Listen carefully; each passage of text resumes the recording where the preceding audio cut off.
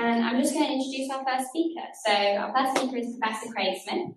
So Craig is a professor of stroke medicine at the University of Manchester. His clinical work is based at the Manchester Centre for Clinical Neurosciences, Salford Royal Hospital. He studied medicine at the University of Manchester with an intercalated BSc in biomedical sciences, followed by a postgraduate training in the northwest of England, which included a Stroke Association clinical training fellowship in stroke medicine/neurology. He received his MD from the University of Manchester following a period of research in the field of inflammation and cerebrovascular disease. He has several research leadership roles, including a stroke research team lead for the Jeffrey Jefferson Brain Research Centre. His research spans experimental stroke and infection, clinical cohort studies, mixed methods, meta-analyses, and clinical trials. He currently leads the Stroke Impact Clinical Cohort Study in Manchester and the multi-centre Chosen trial. So can we just do a big round of applause for Craig, please?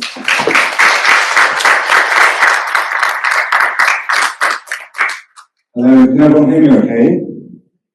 So thanks Natasha and the organisers for the very kind invitation to have me come and speak today. So as Natasha said, or she didn't quite tell you the detail, but I arrived in 1989 to study medicine here, and I've never left, which is quite an interesting thought really. So I'm half clinical and half academic, and what I'm going to do today is give you a journey really through my research and the research I've been involved in over a period of many years. I'm going to do that not so much chronologically, but from a clinical and biological perspective to try and tell you a story.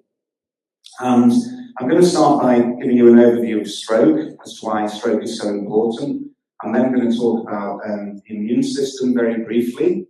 I'm then going to talk about the Jeffrey Jefferson Brain Research Centre and the facilities that we have here to do stroke research, and a little bit about the methods that we have to study this field.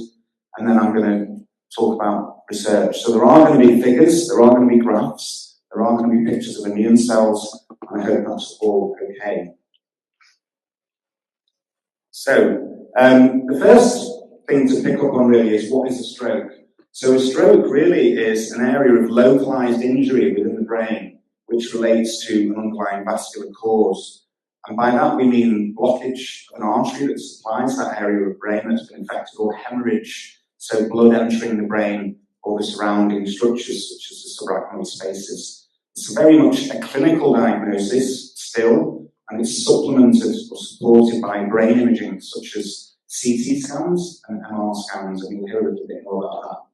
So this is what a stroke looks like in the acute phase when somebody's died, unfortunately. So a big area of injury, necrosis, swelling, and so on. And this is what common stroke subtypes look like on brain imaging.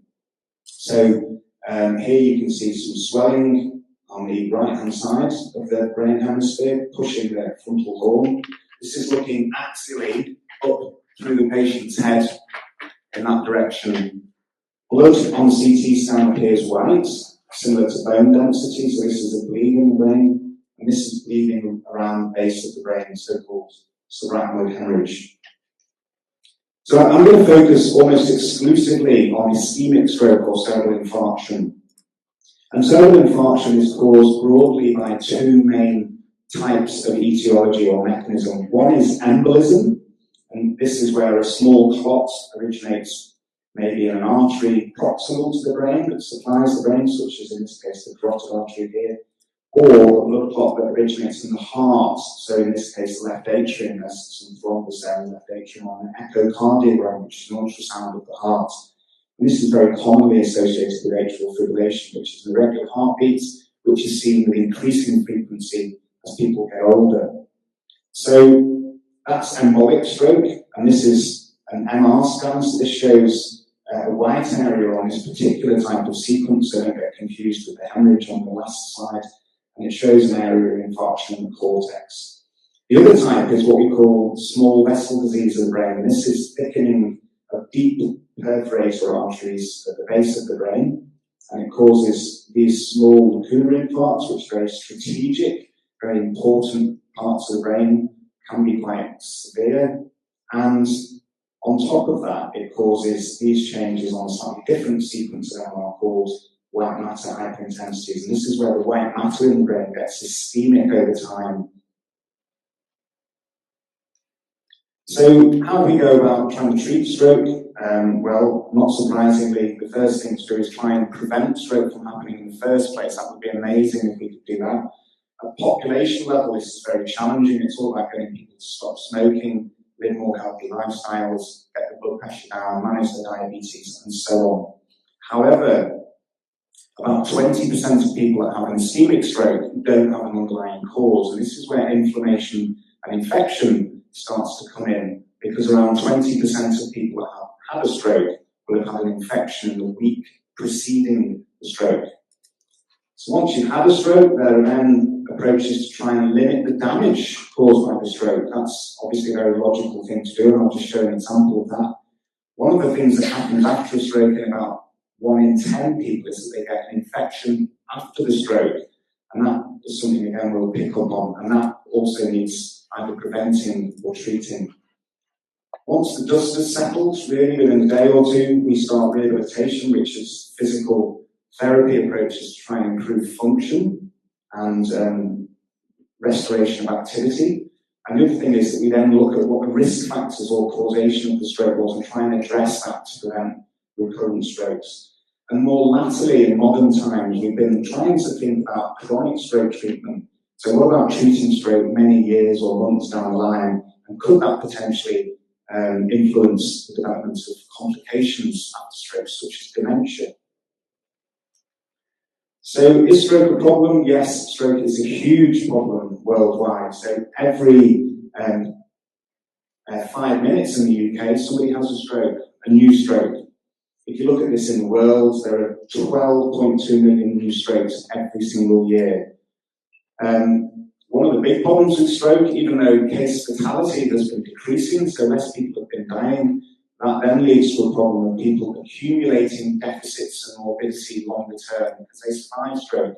This means more people will develop dementia, vascular epilepsy, fatigue, depression, recurrent stroke, ongoing coronary artery disease, and so on. And the consequences of this is that stroke is unfortunately an incredibly expensive disease, mainly because of the health and social care costs of looking after people and the consequences of stroke. So this is something that I'm involved in on a daily or weekly basis, and this is treating acute stroke caused by large vessel occlusion. This is where a thrombus has hit a major cerebral vessel, in this case, the middle cerebral artery. This is, again, looking up through the brain. And this is a CT angiogram where blood is represented by a contrast here. This is the circle of Willis at the base of the skull. Where the little arrow is a blocked middle cerebral artery. This is a devastating type of stroke. 20% of people will die, and those that survive before thrombectomy, which is what I'm going to now show you, before thrombectomy, the vast majority of these patients did very badly. Will be in hospital for weeks or months, and many of them will end up in care homes. So the big game changer, and this is, I'm going to actually tell you, is the most cost-effective treatment in medicine. So forget cancer, forget heart disease, this is the most cost-effective treatment that we have in medicine. So what we do is, interventional neuroradiologist does an angiogram like this, identifies the occlusion, puts in a guide wire through the femoral artery, feeds it all the way up through the heart and into the brain, and then using, in this case, a stent retriever device, removes the thrombus, and then you can see this restoration of blood flow.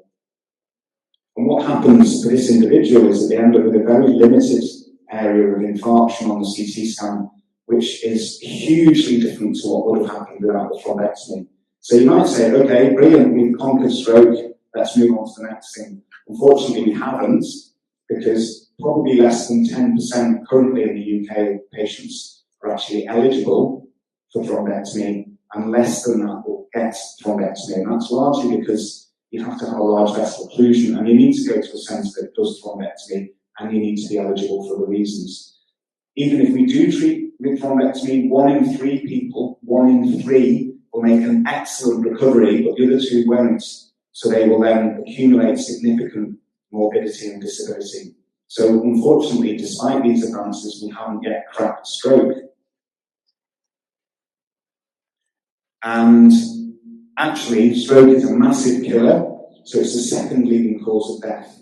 So still about 15% of people with a stroke that are hospitalised don't make it, I'm afraid. So if you survive your stroke, as I've already sort of implied, the big problems can often begin thereafter. So assuming you don't have a recurrent stroke or a heart attack or develop vascular epilepsy, unfortunately a big problem in stroke survivors is the development of these things here. So cognitive problems. This is an umbrella term which encompasses several different problems, such as problem solving, fatigue, planning, concentration, language, spatial orientation, and this can lead to dementia. And in fact, 1 in 3 to 1 in 4 people that have had a stroke, unfortunately, over months or years will develop dementia. And this is top-rated priority for clinical unmet need and research by stroke survivors and the Stroke Association. So now I'm going to move on to inflammation and immunity, and I'm going to start by saying, what is it? And I apologise for those of you that may know something about this. So the immune system responds to either chronic insults to the body, such as smoking exposure or air pollution or the effects of diabetes, and it also responds to acute insults to the body, such as an infection like pneumonia. And what happens is the immune response, the inflammatory response is mounted, and the idea is that it gets rid of the offending stimulus, so it kills off the bugs that might cause the infection. It destroys dead and unusable tissue, contains the injury, and then sets the body up for restoration of recovery and repair. Normally, this is a very cruel mechanism that means that we get better after we have injuries or infections. But if the inflammation is abnormally dysregulated, so if the inflammation is allowed to continue and the immune cells can be reprogrammed abnormally, then this is a bad thing, and it leads to most diseases in modern terms. So inflammatory bowel disease, rheumatoid arthritis, multiple sclerosis, even depression and mental health disorders. A huge number of diseases are related to abnormal dysregulation of inflammation. So I'm not going to go into loads of detail here, but suffice to say there are lots of different flavours of immune cells. There are myeloid cells, and these tend to be ones that are associated with looking after the initial immune response. Then there are lymphoid cells, i.e. lymphocytes, and these are the cells that orchestrate what we call the adaptive immune response. And this is the specialised immune response, which also provides a longer-term memory against injurious agents or infection. So you may or may not know that the nervous system, so the brain and its surroundings, has its own immune system. And this was something that wasn't known about until in my lifetime. So we didn't actually really know much about the immune system in the brain, but it has its own immune system because the brain is so important. And it is by far the most important thing in our body. So it has these cells called microglia, and these are a bit like macrophages, and they control the brain environment, and they are responsible for looking after and doing the housekeeping. But they'll also respond to any problems in the brain environment and mount an immune response. Cells that live in the blood or in the lymphoid organs like the spleen or the lymph nodes, they can also go into the brain if there's a problem. So they can be instructed to go into the brain and help out. So again, no detail here. We have the innate immune system and the adaptive. Innate immune system is largely orchestrated by cells that eat debris and bad things like bacteria, and they produce a Gatling gun, machine gun response, which is fairly generic, and they have generic recognition of bad things that they encounter, and it's all very non-specific, but it actually is what gets us through most infections, at least the initial phase of infections. And it happens very quickly. So if you start to develop a chest infection, then these guys are on the case really very quickly indeed. The other arm of the immune response is the adaptive response. As I said, lymphocytes, these are much more clever because they have very specific recognition patterns. They can produce very specific responses to very specific antigens. And these can be interacting with the innate system. So the innate system presents antigen to these lymphocytes, and instructs them what to do, and then the lymphocytes get on with the job. So they produce antibodies, and they can directly kill cells such as viruses. This takes days and weeks and months, and then over time we have memory in both systems, which is very useful, obviously, if we come across infections again.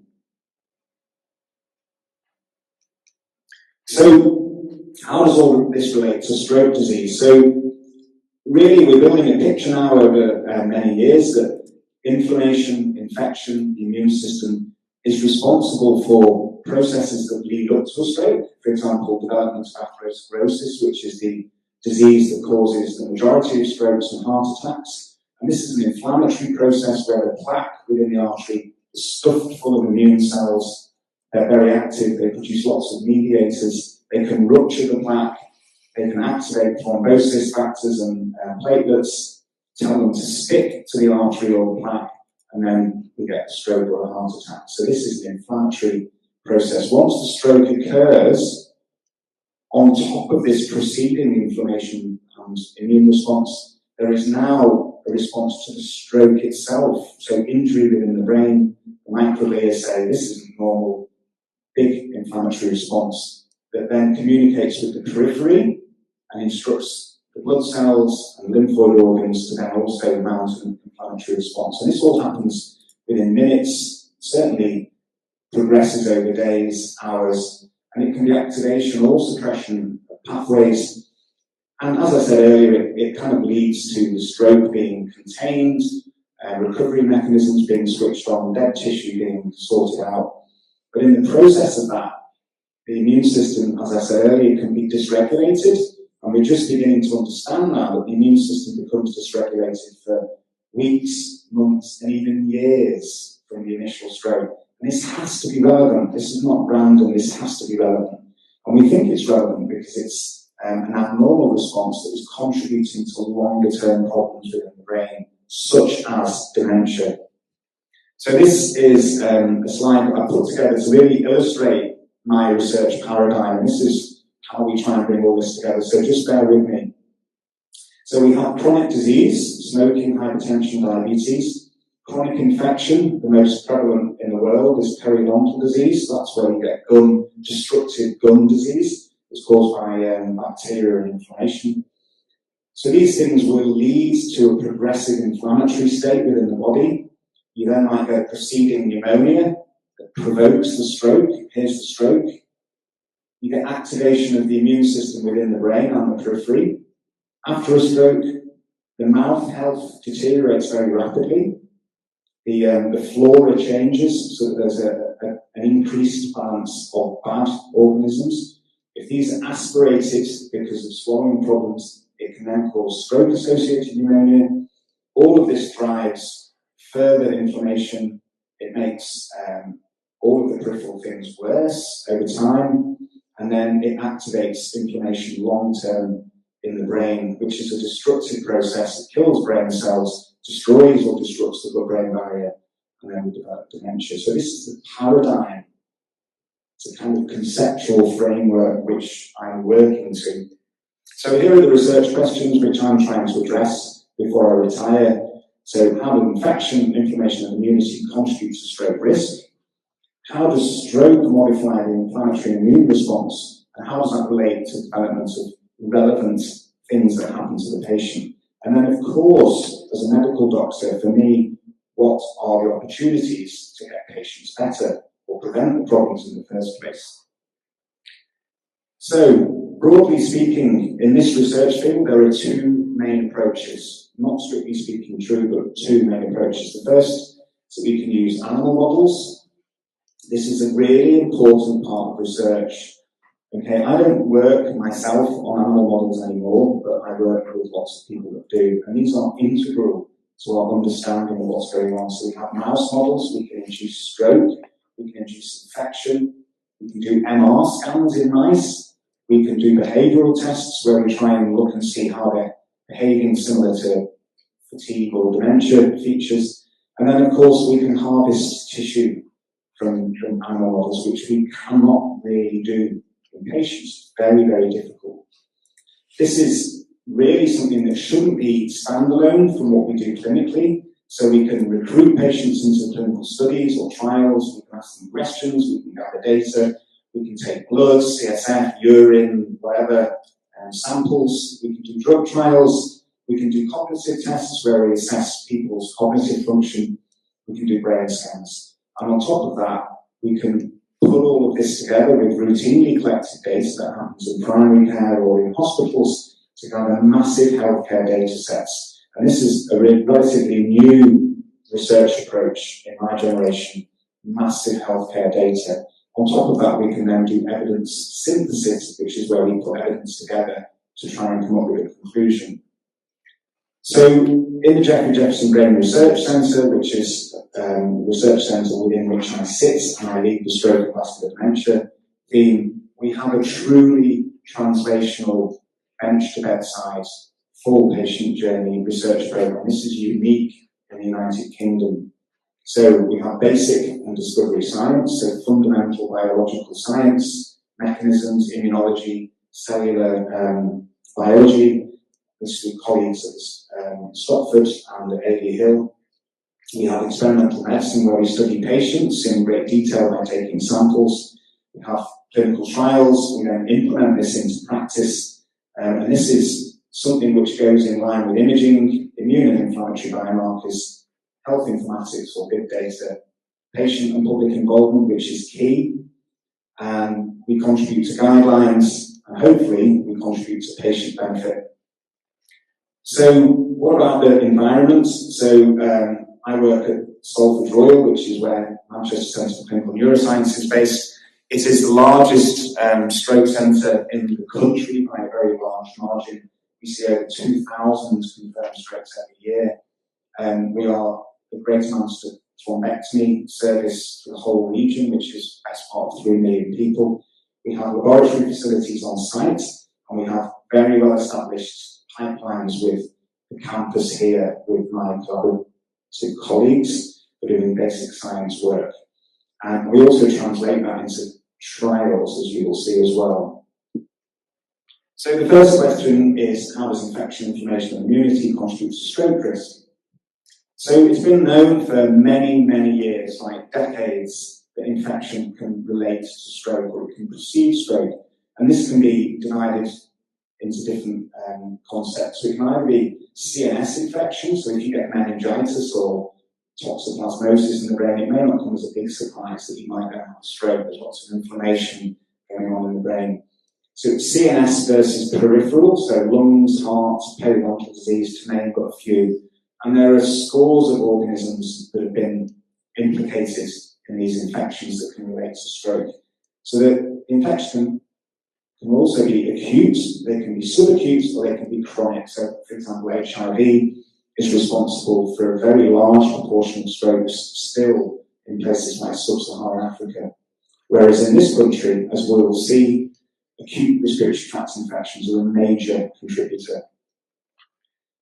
So if you remember the dark days of the early pandemic, this was some of the news headlines in 2020 I was faced with as a professor of stroke medicine who told everybody that he was interested in infection and stroke. And all of a sudden, I've got a global pandemic on my hands along with everybody else. And this is what we were hearing from the States who were hit before we were.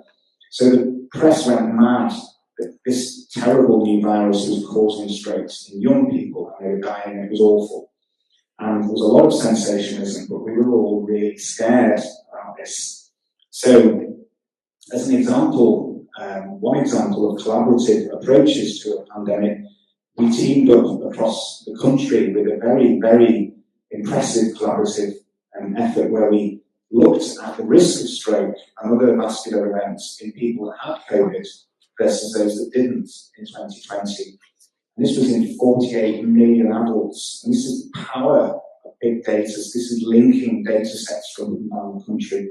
And what we found in this really important paper involved an awful lot of people was that you can see here on the x-axis, this is weeks after COVID diagnosis, and this is hazard ratio of having a stroke, either an ischemic stroke on the left or a hemorrhagic stroke on the right. And what these graphs show is that the higher the hazard ratio, the higher the risk of having a stroke. And you can see that there is indeed, for both hemorrhagic and ischemic stroke, a definite increased risk of stroke. And this is really within the first, for ischemic stroke, maybe the first month or so. For hemorrhagic stroke, it's a much more brief risk period. But you can see if the hazard ratio is 1, that means anything at 1 means that there's no additional hazard or there's no additional risk. But the worrying thing is that the risk of stroke is maintained above the normal level where there is no additional risk for those types of stroke. And this goes on for many, many weeks, so getting on towards a year. So there is a very early but also a less pronounced, more prolonged risk of stroke. In absolute terms, this is actually a small number of strokes. That's the thing to bear in mind. So I would say every 100 cases of COVID that were hospitalised, maybe one person might have a stroke, and that's certainly changed now over time. So we tried to look and understand biologically why an infection might be associated with a stroke. How could that happen? And this is work that's done by one of our very talented colleagues, Kieran South, who's a scientist that works with myself and Stuart Allen. And what we did here was we gave mice pneumonia, and then we looked to see how the pneumonia altered inflammation in the brain and inflammation in the blood. And that could be of value, because if inflammation in the brain and the blood was changed, that might explain why there's more of a risk of stroke. So these are MR scans, and what they're really showing is this is von Willebrand factor, which is a thrombotic molecule that also has anti-inflammatory effects. This is a molecule that platelets use to bind when they become activated and form clots. And this is a molecule that lights up granulocytes. So this is a type of MR imaging where you've got mock infection, strep pneumonia infection. These animals didn't have a stroke.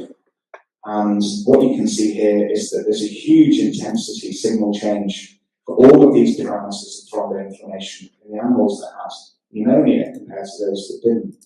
And this is represented here. So these are the mocks and these are the pneumonia animals. So what this would suggest is that when an animal or maybe a person has pneumonia, by some mechanism, the immune response that's happening in the body communicates with the brain and causes cerebrovascular activation, which could be really bad news. We do not want our cerebrovascular system activated with lots of unhappy immune cells stuck to the blood vessels. We do not want that. That could be something that contributes to dementia, or it could be something that contributes to in situ thrombosis and stroke.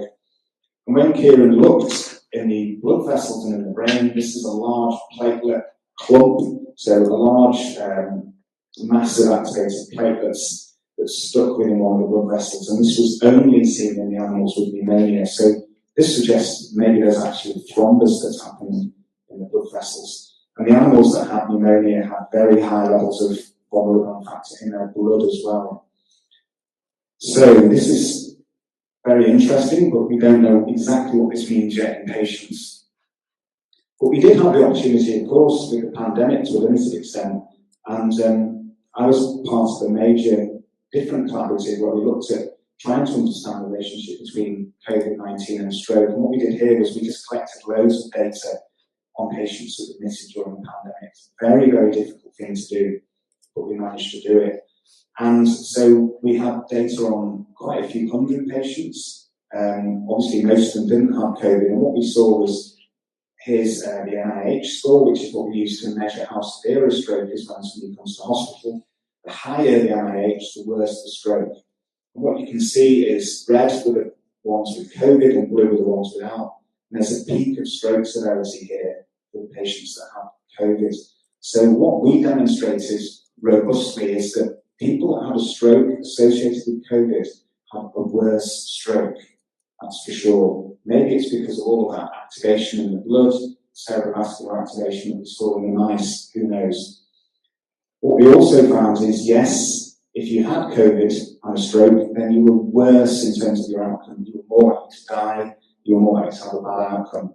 And this is a table that shows what we would call regression analysis, and this is where we look at factors that might be of interest and how they relate to somebody dying during a hospital admission. And we do statistical analysis, and you can see here that, for example, having a history of ischemic heart disease nearly doubles your risk of death after a stroke in this study.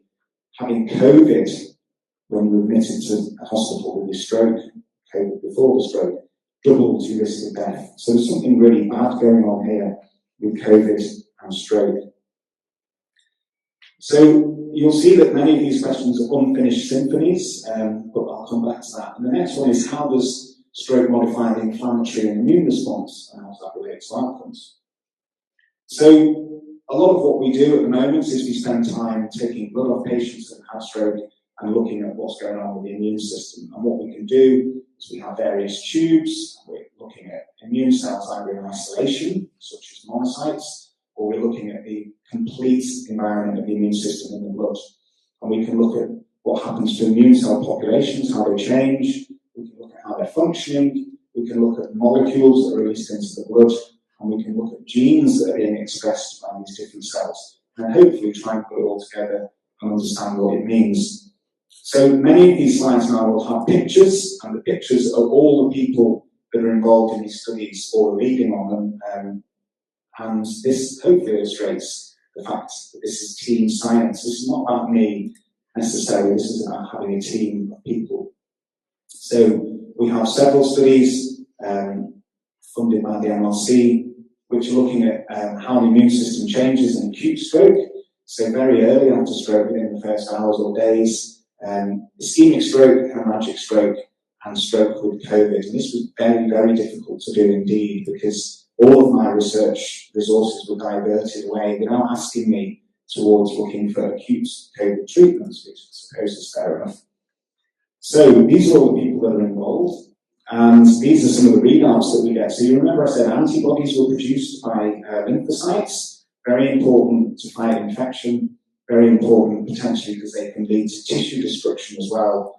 And this study just shows, this on the y-axis here is concentration of IgM, which is an antibody released very early in infection. So it's then followed by IgG. So IgM is the first antibody that is released. And what you can see here compared to controls who've not had a stroke and people that have had a stroke is that even up to the first 5 days, antibody production or measurement in the blood is reduced. So these patients are producing less antibody, which is a bit of a worry to me because these people get infections, stroke-associated pneumonia. And what you can actually see is that when we looked at people that had an infection compared to didn't have an infection during the time where we were sampling, then the IgM levels were actually lower in people who had an infection. So that might be that having lower levels of antibody puts you at higher risk of infection. That's what we think is going on. So that might mean that we could treat patients with antibody. There might be an antibody concoction that we could give them early after stroke. So this is slightly more sophisticated, and this is flow cytometry analysis. I won't go into any details, it's very complicated. It's a very jazzy technique that separates cells out, labels them, identifies a very, very precise level into subtypes. So not just monocytes, but different types of monocytes, for example, or dendritic cells. And you don't need to really read too much into this. This is, again, patients versus control. These are patients that were sampled within 6 hours of onset of stroke.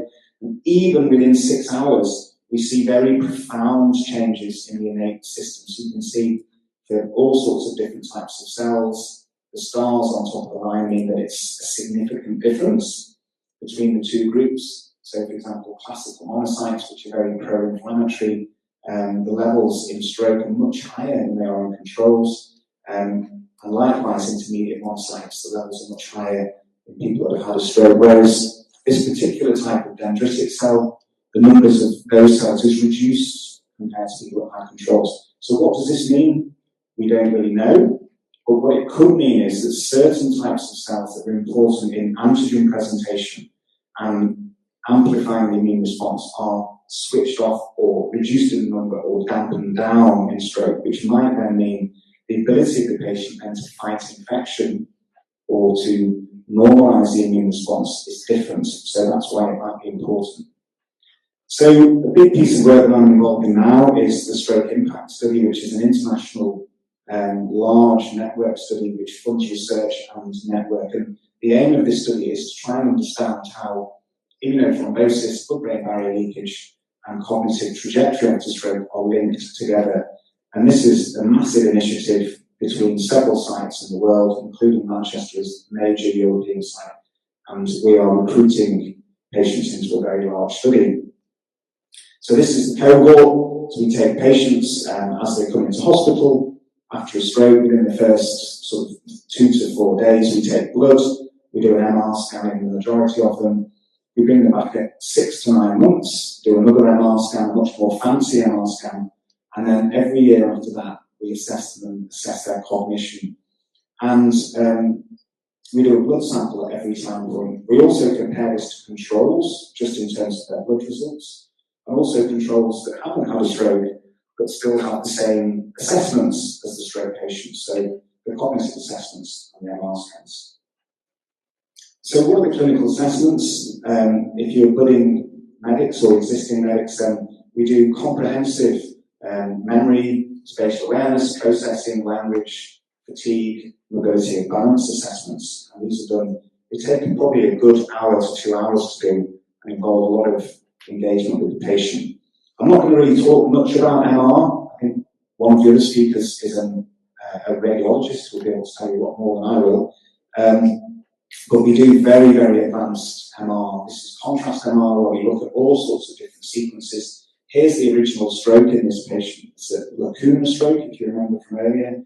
And we do lots of different sequences. And this is blood-brain barrier imaging. And you can see that the blood-brain barrier is broken down around the stroke. And that's still at 6 months after the stroke, the blood-brain barrier is broken down still. What this means, I don't know, but what I think it means is that the impairment of the blood-brain barrier leads to toxic substances being able to get into the brain, which is bad, and that could lead to dementia. So how do we think it's going to help our patients? Well, these are the things that I tell patients when we meet with them. So understanding how the immune system relates to cognitive trajectory, can we develop biomarkers to predict who's going to get all of these things, and can we develop treatments? So what about routine collected healthcare data? So we have 2 big studies. One is enormous. It's over 500,000 patients. This is a national registry in collaboration with King's in London. And every single patient in the country that gets admitted with a stroke has data collected on them. So very high case ascertainment. And I'm interested in the data that's collected on post-stroke infection. We also have a local data set called SOLSAP, or Salford, with 500 patients, all with post-stroke pneumonia. And we can do much deeper dive analyses because we have laboratory variables, imaging, we have their drug history, antibiotics, and so on. So this is some recent studies we published with one of my PhD students, Marco. These are statisticians, so I work with a lot of statisticians. And what we looked at here was how variable pneumonia after stroke was across the UK in stroke units. And you can see that some units have got hardly any pneumonia down here, and then other units have got massive amounts of pneumonia. And this was not necessarily related to the case mix. So it might be something about how some units are treating their patients, perhaps, or not treating them. This data just shows survival in patients who've got pneumonia compared to those that haven't got pneumonia. You can see right from the onset of stroke, huge separation, and you can see a massive difference. So the MRS is what we use to measure outcome from stroke. And if you've got MRS of 6, which is this box here, you can see that 40% of the people with pneumonia died after their stroke, and that was compared probably to about 15%. We also did another study looking at pooled data to see whether the type of antibiotic that's given to people with pneumonia affects their outcome. So what we're saying here is, are all antibiotics the same that we treat patients with pneumonia? And clearly the answer is no. Many antibiotics have anti-inflammatory effects, which is interesting. Maybe there's something else that they do just apart from killing or not killing bugs. So again, a large collaboration with European workers in a group I lead called PISCES, which is the Pneumonia and Stroke Consortium. And what we found here is this is a forest plot where we looked for Rankin, Bartel, and NIH at 3 months. These are 3 clinical outcome measures. And you can see over here, macrolide antibiotics for every outcome measure were the only type of drug that led to a favourable outcome. So better outcome on the left, worse outcome on the right. So this is not randomised trial data, but what it suggests to me is that giving people macrolides with all the other antibiotics they get is associated with a better outcome. And we need to test this in a randomised trial, which hopefully we'll be able to do. So just finishing up now with therapeutic opportunities, as I've said. So remember we talked about periodontal disease, so bad mouth and risk of pneumonia. So with dental colleagues here and nursing colleagues in stroke, I lead a clinical trial called CHOSEN, where we're looking at different approaches to mouth care in acute stroke to see whether that can prevent pneumonia. And the idea here is that if we can get rid of bad bacteria and clean the mouth up, it leaves less substrate that you aspirate into your lungs and therefore less pneumonia. So this is a clinical trial. It's only early stage and hopefully we'll get funding for a full trial. And we've got 4 groups. So Corsavil, which is chlorhexidine, which is a broad sort of antiseptic type of gel, or toothpaste with power brushing, or manual brushing with Corsavil versus normal toothbrushing. So we've just finished this study, so there isn't really very much to say at the moment other than watch this space. So the final thing is interleukin-1. This is a cytokine which was really propelled into the limelight and into the world of stroke by Nancy Rothwell, who some of you may know as the outgoing vice president of the university. And she was one of my research supervisors when I started. And Stuart Allen is one of my colleagues who's a basic scientist. And Stuart has done a huge amount of work, some of it with Nancy, in investigating blocking interleukin-1 in stroke by using interleukin-1 receptor, which is a naturally occurring molecule that blocks interleukin-1. Interleukin-1 is a very upstream cytokine in inflammation, which means that as a result of being released, it leads to lots and lots of bad things. So activation of all aspects, but it may also have a role in neurogenesis and repair that we're just starting to understand. So this is some animal data which I wasn't involved in, which shows infarct volume, so how big the stroke was, and you can see this is ILRA, which blocks IL-1 versus placebo. You can see that even in aged animals or animals that are obese or young animals, even when we look at 24 hours or 7 days, that the infarct volume is definitely reduced by interleukin-1 receptor antagonists. So could this be a treatment for stroke? And this brings me back to my original mentor, Professor Pippa Tyrrell, who unfortunately had to retire because of ill health. And what I will say to you is you need a mentor right from the beginning, somebody that is going to champion you, inspire you, root for you, and push for you all the way. And Pippa has done this for me. I will be eternally grateful. And Pippa sort of orchestrated the translation of these initial rodent studies when I was a research fellow back in the day. And this has led now to studies in subarachnoid hemorrhage, intracerebral hemorrhage, and ischemic stroke, where we give very early on in the acute phase, we randomise patients either to interleukin-1 receptor antagonist or placebo. And what these graphs show here is that this is placebo, the dark boxes, ILRA, the grey boxes.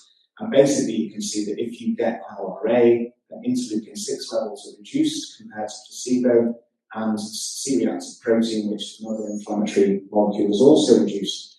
So we know that these molecules are associated with worse outcomes, so maybe this treatment could be beneficial. And this is a similar set of graphs in subarachnoid hemorrhage, where the treatment goes on for a bit longer. So in summary, I think I'm pretty much on the edge of time. Stroke medicine is an undoubtedly exciting field with evolving treatments. Remember, this is the field that has got the most cost-effective treatment.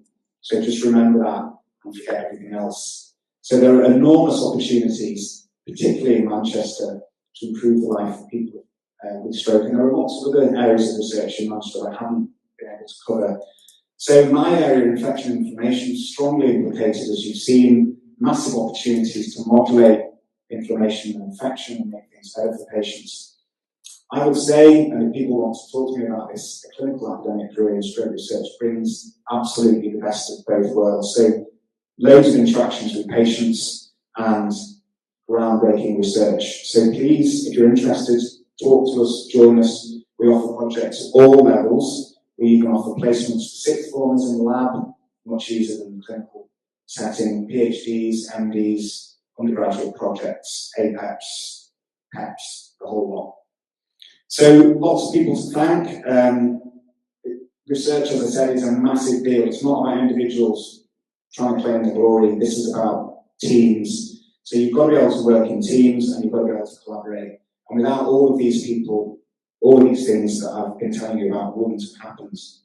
And I think, if I can just do the last slide, there we go. These are current stroke impact students. So you can see how big stroke impact is. So we have undergraduate, these are PhD students, undergraduate students working on various aspects. And finally, I'd just like to thank you all for listening. I know it's been a long talk, but hopefully you've enjoyed it. I want to thank all of the patients that we see, all of our participants that are helping us to do research, because if we didn't have them, we wouldn't be able to do it. So thank you very much.